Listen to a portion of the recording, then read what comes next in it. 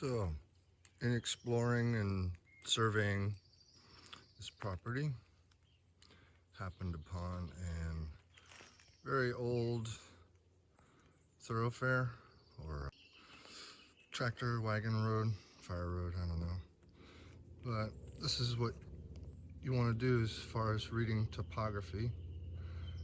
You don't want to have to do more work than's already been done.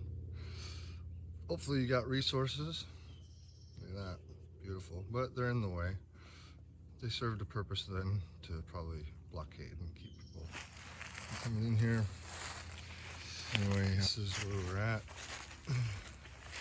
Haven't had to cut anything. All the plants and trees have been bent outwards so that access can be had all the way around this swale. It goes up gradually around the corner there, which follows a stream that comes down, multiple actually, because this is the old ancient floodplain or alluvial floodplain of this property.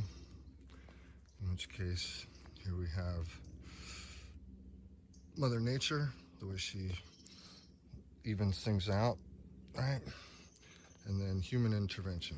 As soon as we put a culvert in or something like that, or want to divert water, what do? We pretty much just plop it down where it's most convenient for the human, in which case you start losing your land because it erodes away and washes as quickly away as possible. So what I'm here to do is actually try to reclaim what was originally there with resources here and there.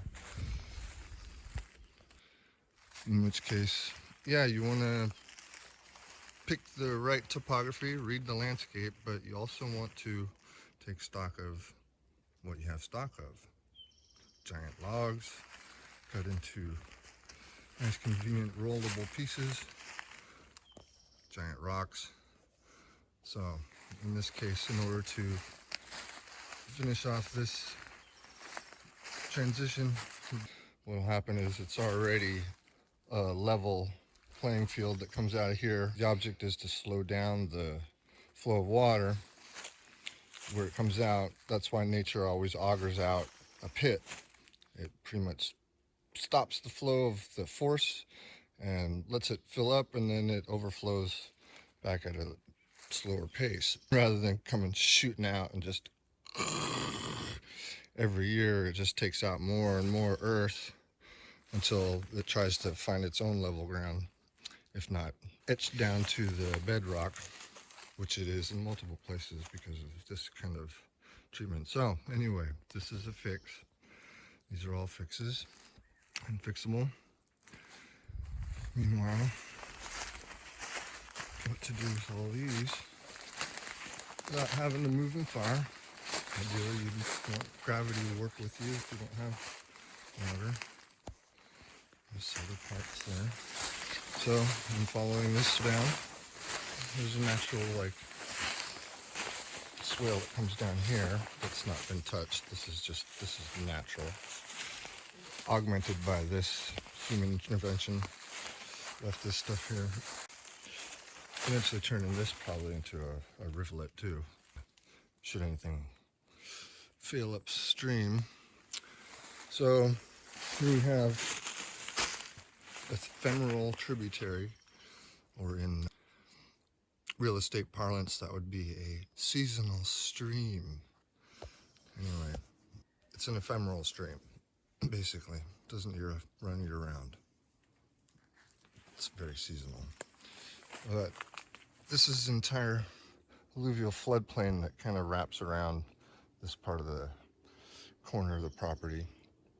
And what we're going to do is we're going to take the woods, make a natural living structure out of it instead of wasting it. Here's a perfect pinch point to do so because it levels off. There's a nice natural blockade there with the tree already down that Mother Nature provides with an area to back up branches and start pushing the soil back up so that her earth doesn't just erode away and into the ocean. So we're just gonna supplement that, help it out. Subsequently, water is gonna be slowed down to the point where it has to overflow this point. Not gonna be major, easy enough. In which case, I'm gonna come over to the other side. All this very plateaued out already because that was the original alluvial floodplain before human intervention. It was one of the starts of this area's stream, which is called Clearwater. And they don't call them Clearwater for nothing, not because it's running clear, but because it runs all year. In which case, this again is another tributary to just that. And as you can see, it is flowing. This, in fact, is the headwaters to Clearwater on this property. But that is sufficient. That's wide, and it's definitely found its ground. Also fans out here, you can see the pebbles and rocks. That's indicative of level change back to contour. So this is very healthy, living structure, totally organic. As you can see, another tree is fallen. That helps to hold it back, No matter what humans do, Mother Nature will always try to fix it and right the wrongs. Anyway, not a single leaf was bent or branch moved. Just to show what and how one is about such a thing. You don't want to rush into this, scouting around for a while and going back and forth a few times just to confirm, make sure, but at some point, or even after so much experience, it becomes self-evident. You know what to look for. And it's beautiful out here. Can't wait to see how much we can improve this, because it slopes way up there. And the source of the Clearwater is back in there. Goes all the way around here. Nice sun, speckled light. Right? See how all this could be fed and feeding the aquifer, prolonging the water retention and precious resource. Over and out.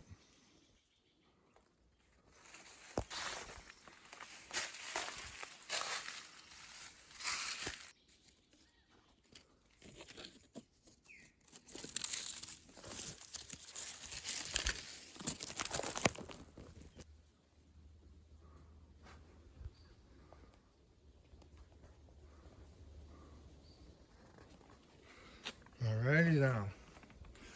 Got one more boulder to move slightly to the right.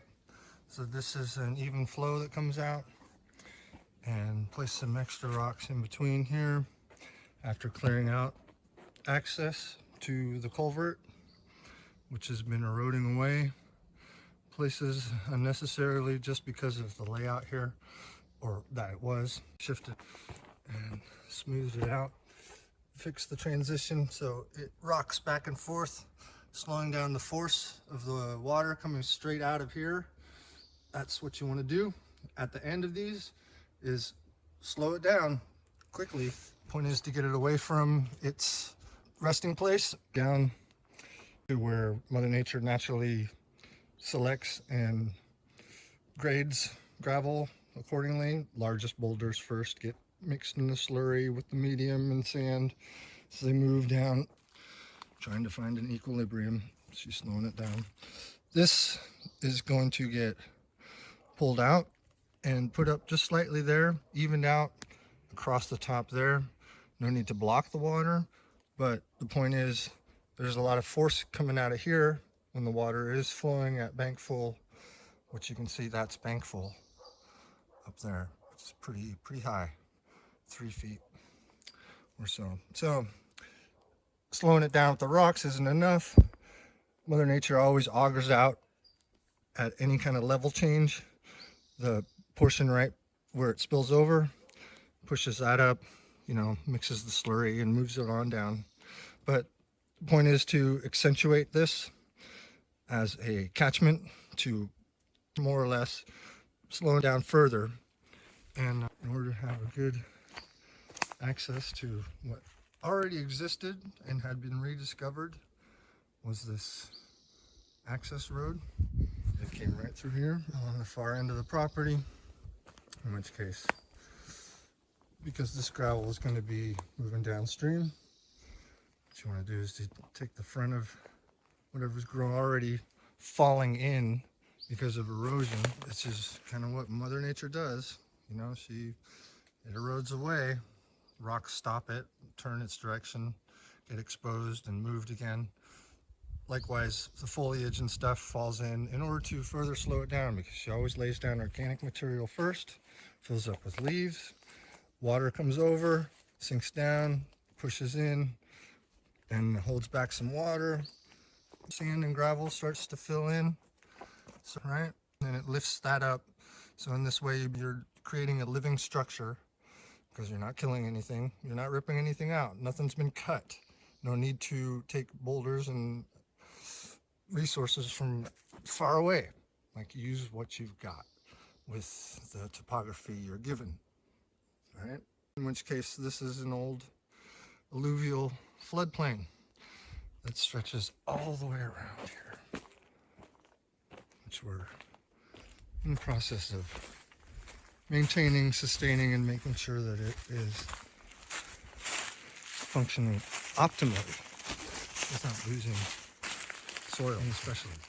That being, like, for instance, the wood. Remember the wood that was piled there, buried? There were a bunch of offcuts, nice little wheels, just rolled it away. Where? Using gravity. Let it roll down with natural swale.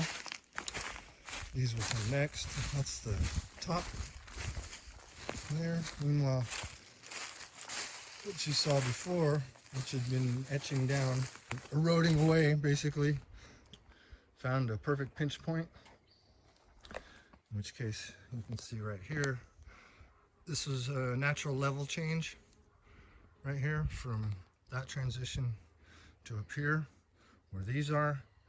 And that was a naturally augured out hole Mother Nature does, just like I explained up there, which slows down the water, stops it, gets it to not run so fast. And actually, this is more leveled off bottom portion of the original alluvial floodplain that was here before humans came along and created this, because all the water that's going through here used to be evenly spread out along this entire floodplain that goes up pretty far and high, but at a nice gentle meandering slope.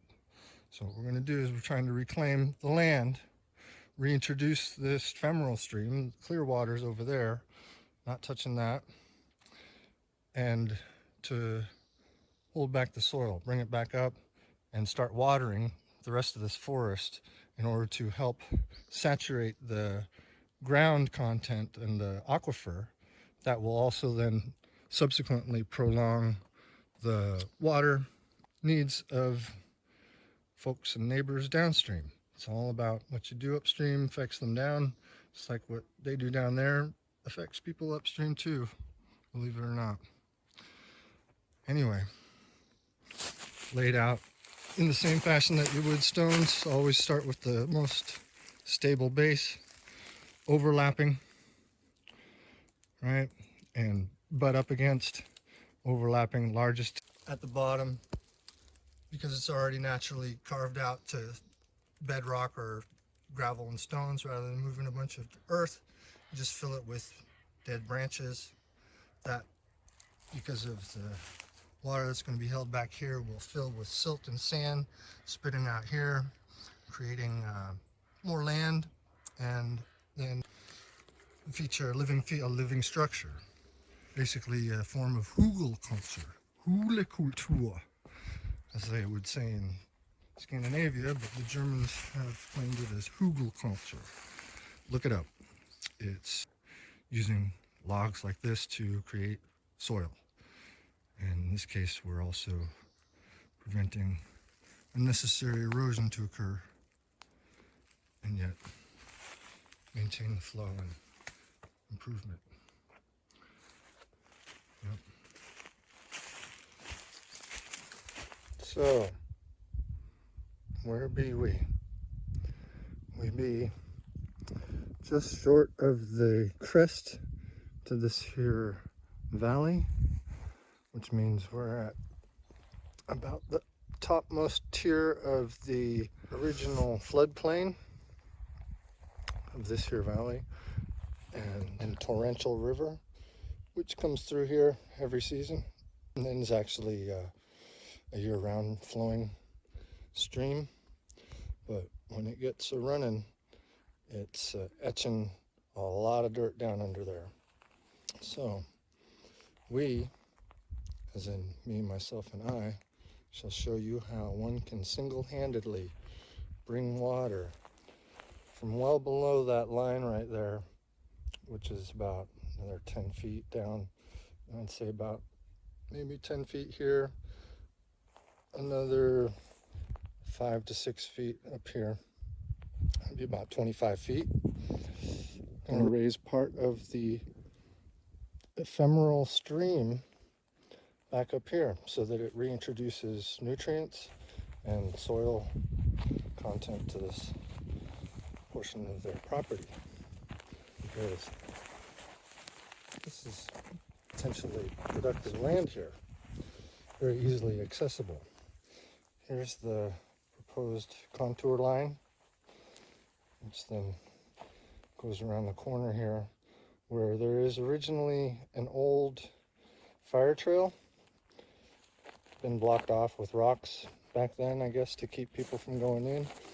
But apparently I discovered this used to be a actual roadway, but it had been overgrown so much over the decades that it took somebody with an eye to see what was actually there to clear it.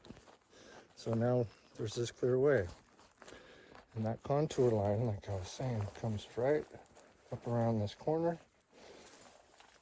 Well, on the inside of this tagline, for those in the know who know what that means, I'm gonna tell you, but it ain't no secret, and have already laid out the remainder of this contour line, which means that it's totally horizontal. So when water fills in this, it's going to be on an even keel all the way down and around the corner. And because of the force of the water coming from its source, we'll be pushing it along, out and around, and it'll dissipate more evenly out on that floodplain,